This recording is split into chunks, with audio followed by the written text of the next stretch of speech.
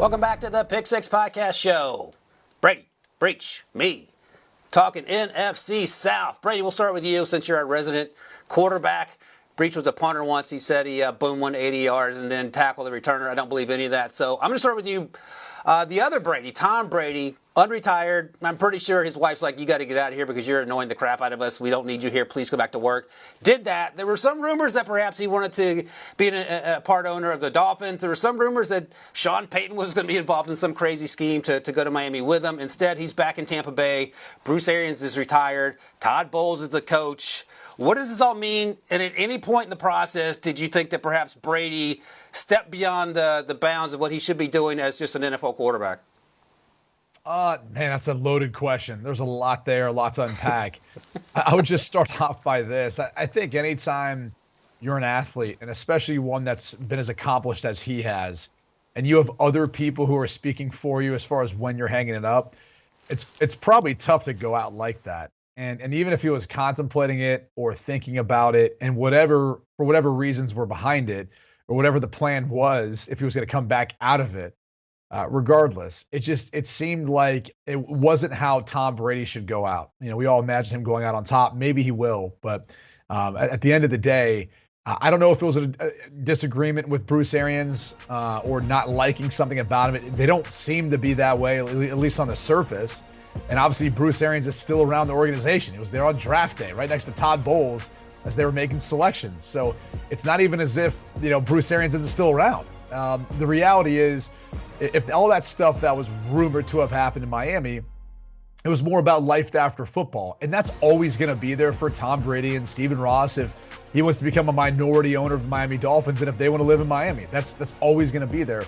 The best chance for him to win a Super Bowl, again, with the Tampa Bay is with the Tampa Bay Bucs, and especially with the guys that they've been able to get back on this roster and continue to surround him with the type of pieces that he needs. So I know this much. I'm glad he came out of retirement and came back. The NFL is obviously better with Tom Brady, but so is the NFC South, because if he wasn't coming back, my God, this would be the worst division in football.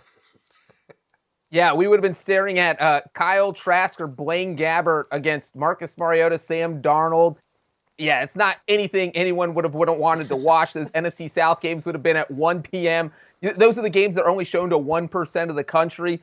But you know what? Look, Tom Brady, nobody can argue with how he does things. The guy has won 7 Super Bowls. He's 44. He's been in the NFL for more than 20 years. If he wants to retire every offseason and take a month off and then unretire a month later, do it. As long as Brady comes back, because I think football is more exciting when he's on the field. He's such a competitor, and whatever team he plays for is always going to be a Super Bowl contender. Although I do think there was a little smoke to that Dolphins fire. And the one thing about Brady coming back is, look, he restructured his contract a couple weeks ago. You know what he didn't do during that restructuring? Add any more years to the deal, which means he's going to be a free agent next March. He's going to be able to play for whoever he wants to. You know where Tom Brady is today on Friday, May 6th? He's down in Miami because that's where he hangs out all the time. And so it won't be surprising if he ends up there. But for now, he is in Tampa Bay, and the Buccaneers should cakewalk to that division with him on the roster. Breach is our special teams correspondent. Where are you on the Buccaneers using a 4th-round pick on a punter? I would have been higher on it if they had to use it on a different punter. The Buccaneers, clearly, their special teams drafting seems to go awry. We saw them getting Roberto Aguayo in 2016. I thought Jake Camarda was about the 4th best punter in the draft. Somehow he was the 2nd punter taken. It's like they panic selected him after the Ravens took Jordan Stout at 130, and then the Buccaneers took Camarda 3 picks later. But you know what? If he comes in, he produces, and he ends up being a starter for the next 10 years, then the pick pans out. But, I don't know. Bradley Pinion's done a decent job for them for the past few years. You can't pick a punter with your 4th-round pick on a team that Tom Brady's on, because everyone's going to say to you, you could have found the next Tom Brady in the 4th round or 5th round or wherever after that. So I think if you're drafting players, in particular a punter or a kicker or something like that, you got to save it for after the spot Tom Brady was drafted, just so you can't turn back around and say to you, hey, you know where I was drafted? I was drafted in the 6th round, because you know he's always going to use that. The best part of the last 2 minutes is that And nowhere else on the internet are you going to find this in-depth of coverage of special teamers in the draft, number one. Number two, he was fourth. The punter was. Jake Camarda was fourth on Breach's list of punters coming into the draft. I love it. All right, you know all the punters' names in every college division on planet Earth, Breach. Somehow you dismissed Jameis Winston when going through the NFC South quarterbacks a moment ago. How dare you? Let's talk about the Saints. Brady, I'll start with you. Jameis Winston tore his ACL in late October. He was playing some of the best football of his career up to that point. How big a loss is Sean Payton, number one? And what do you expect from Jameis Winston coming off that ACL, which will be 10, 11 months by the time he gets back on the field? I think they have a chance to be a good football team. I think they have a chance as well, and I think that's why they drafted the way they did. And I guess you'd call it uber aggressive and giving up a lot to go up and grab a wide receiver, for example, in Chris Olave. But I do think that signals that they don't feel like there's going to be a drop-off just because Sean Payton decided to hang it up, at least for this year. How big of a loss is that, though? Huge. I mean, Sean Payton never gets enough credit for the type of play caller that he is, how creative he can be, dealing with multiple starting quarterbacks over the Drew Brees ending, Taysom Hill finding ways to make him successful, whether it's a starter or as a gadget piece within that offense. Alvin Kamara, getting him touches, getting him the football. Everyone knows at times, they're going to load up the box to stop him. They still find production. So they're going to miss that big time. And there's only so many guys in the league that you can really point to week in and week out that really force your opponent's hand as far as how they game plan. Sean Payton's one of those guys, and again, he doesn't get enough credit for it. So I think Jameis Winston's going to miss him. I think their offense is going to miss him, and I think it makes it even harder, too, not knowing the status of Michael Thomas, where the Chris Olave draft pick looks great in and of itself, but if you add Michael Thomas to that group with Alvin Kamara in the backfield and the other pieces they have, even with Taysom Hill mixing in as that gadget piece, now it becomes pretty potent. And that's the problem, though, is you don't know what to expect out of Michael Thomas, and you don't have that confidence in the play calling ability. So I'm hedging for being optimistic about this Saints team, but it's I'm gonna have to see it to believe it when it's all said and done. Wilson, I think I left Jameis Winston off my list of NFC South quarterbacks because I was secretly hoping that Andy Dalton would be the starter this year. But no, we all know it's going to be Jameis Winston as long as he is healthy. And you know what? You look at what the Saints did on the field when he was playing last year before that ACL injury. The Saints beat Aaron Rodgers and the Packers. They crushed him in week 1, 38-3. The Saints beat Tom Brady and the Buccaneers. The Saints are undefeated against Brady in the regular season. So there's no reason they can't compete in the NFC South. But as Brady said, it's going to be about, is this offense still going to be functional without Sean Payton, without his brilliance back there calling the plays? Because they have plenty of weapons with Michael Thomas and now Chris Olave and Alvin Kamara. So that is there. But is it going to be as successful without Payton? The other thing is their defense is good enough to keep them in games. We saw it last year when Tom Brady and the Buccaneers got shut out in a game. So Dennis Allen being the head coach, I think he's going to keep that defense kind of humming along. And we know the defense is good enough to keep them in games as the offense gets its feet wet playing its first few weeks and just kind of figuring out how to play without Sean Payton back there calling the plays. So it's surprising news, only one quarterback went in the first round last week. That was Kenny Pickett, 20th to the future Super Bowl champ Steelers. Sorry about that breach. So, Brady, straightforward question, maybe not so much a straightforward answer.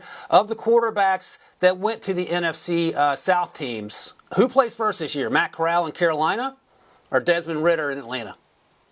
It's got to be Desmond Ridder. I mean, there's a couple of reasons why. One, I'm not sure Matt Corral, who I wasn't really high on, and sorry to go against your opinion there, Ryan, but I was never high on him in this year's draft class. So I think he'll have a much harder time transitioning into the NFL. And so it may be tough to just roll out Sam Darnold and say, ho-hum, here's our next guy. But I think it's a different story when we talk about Atlanta. Desmond Ridder played a lot of football during his time in college. He demonstrated the ability to be able to extend plays, sound decision maker. Does he still have some things to work on? Sure, but Marcus Mariota is going to get hurt. He's never been healthy for an entire season in his career. And on top of that, we're not really financially obligated to pay him much this year. So outside of really a signing bonus, the door's wide open for Desmond Ridder to come in there and take over and be the guy in Atlanta. And I think they're looking for that. So to me, it's Desmond Ridder, and for a number of reasons. But I just think overall, I had him higher on my list as far as quarterbacks, and I think he's more NFL ready than Matt Corral is. Yeah, I want to agree with Brady, but that doesn't make for good TV. So I'm going to disagree with the guy who actually played in the NFL about who the next NFL starting quarterback is going to be in the NFC South. Look, it very well could be Desmond Ridder, but I do feel like Arthur Smith is going to give Marcus Mariota a very good chance to start and keep that position. Smith and Mariota go way back because Arthur Smith was with the Titans organization when Mariota got drafted and while he was there. So they are familiar with each other. But as Brady also said, Mariota's always an injury factor with him where he goes down, boom, the backup's in. But the reason I'm taking Matt Corral here is because it looks like the Panthers are looking for any excuse to move on from Sam Darnold. They lose the first game. Maybe Sam Darnold throws for 300 yards. They still blame it on him just because they want him on the bench. It just seems like they are over Sam Darnold. They don't want him as the starting quarterback anymore. So I think Darnold is going to have a short leash through the first few weeks of the season. And if he struggles at all, I won't be surprised if they turn to Matt Corral. Yeah, Brady mentioned it. I was higher on Matt Corral than Desmond Ridder, but I mean, both guys ended up going to the third round. Part of the reason I think it might be Carolina is they gave up an extra third to move back up into the bottom of the third round to get Matt Corral. And Breach talked about the issues with Sam Darnold. Unlike Arthur Smith, I feel like Matt Rule is firmly in the hot seat, so maybe he just starts throwing things at the wall if things go sideways early. Not that necessarily the Matt Corral's will be a better NFL player than Desmond Ridder. I don't know. And Brady talked about why Desmond Ridder has a chance to be really good. But these are two organizations that are currently going in the wrong way. It feels like the Falcons might be quicker to turn things around, but both teams are not good football teams as we sit here. And on that note, let's talk about some win totals for teams in this division here. Brady, I'll start with you, and then Breach, you can follow. I'll back clean up here. What team do you like, Brady, and what do you think they're going to do on their win totals? I got to be honest with you. I looked through the list of win totals. I don't like many of them at all. And just for the sake of not agreeing on maybe one other one, I'm just going to go with the Tampa Bay Bucs. I mean, look, Brady's coming back. Who knows? Maybe Gronk comes back. Talked about Edelman joining the team as well. It seems like when Brady comes back, you can get the band back together. I don't have high praise or hopes really for this division outside of the Buccaneers. So if I have to, I'll take the over here and get a little juice there as well. But that's the only team I feel confident in is going to be a playoff team and really can win this division.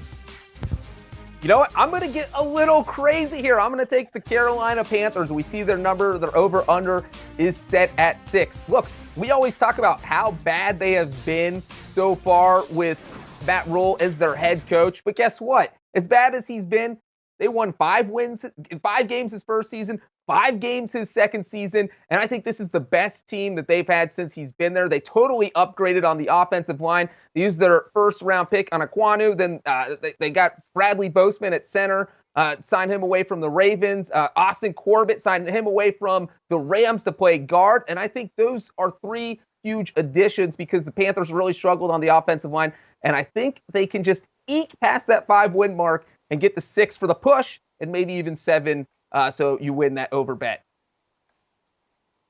So just to be clear, you draft an offensive lineman and sign 2 others, and that's worth 1.5 wins according to Breach. Okay, Breach. Don't bet the Carolina Panthers if you're listening. I'm going to go with a much more sensible pick, as Breach wonders why there's no money between his fingers because he lost it all betting on the Panthers over. I'm going to go with the Saints. The Saints over 7.5. That feels like a layup. I know that Sean Payton's gone, but Carmichael's going to run the exact same offense he's been running. Dennis Allen's been there for years, the new head coach on the defensive side of the ball. James will be back and better than ever. Hopefully, fingers crossed, Mike Thomas plays. They have Chris Olave, Trevor Penning, who was part of the deal to move up, and they gave him a ton for it. So he needs to work out at either left or right tackle wherever he ends up. But again, the division outside of Tampa Bay isn't very good, so there are a lot of wins to be had within the division. And then just to get to 8 wins, you can still finish below 500 with just getting to the 8. So I like the over 7.5. Whatever you do, don't bet the over the Panthers. I'm saving you right now. If that team goes over 6 wins, Breach, I don't know what I'll do. I'll be very surprised. You'll get a tattoo. All right. Yeah, yep. you'll get a tattoo. I'll get another I'll get another fake tattoo, and you guys can land base me about that. So let's see how the Carolina Panthers do in 2022. For now, we're going to take a little break. We've got one more segment to go, one more NFC division to cover, and we'll do it right after this break. Do you want a sports network that delivers everything that matters about the game? The highlights, the picks, the instant analysis, no yelling, no fake debates, no politics. Hit the subscribe button and never miss a moment.